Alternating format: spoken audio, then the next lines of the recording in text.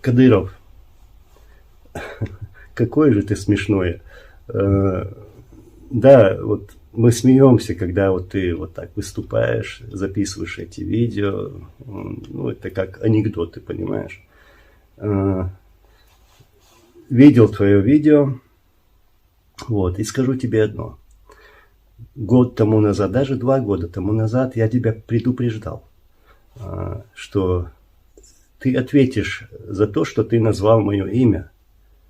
Вот. И за то, что ты пытаешься очернить саму идею Ичкерии, а также героев Чеченской Республики Ичкерия. Вот. Тебе это не удастся, тебе это никто не позволит. С тебя сделают спрос, и ты за все ответишь. И в то время, когда я тебе это говорил, год тому назад, 2 года тому назад, я тебе говорил, ты у меня допрыгаешься.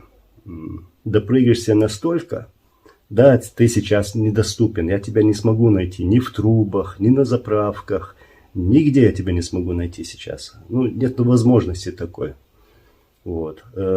И мое отношение к тебе, вот, ну, знаешь, тебя трогать, себя не уважать. Вот такое у меня отношение к тебе.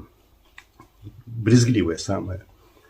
Вот. И я тебе тогда говорил, ты у меня сядешь на таблетки.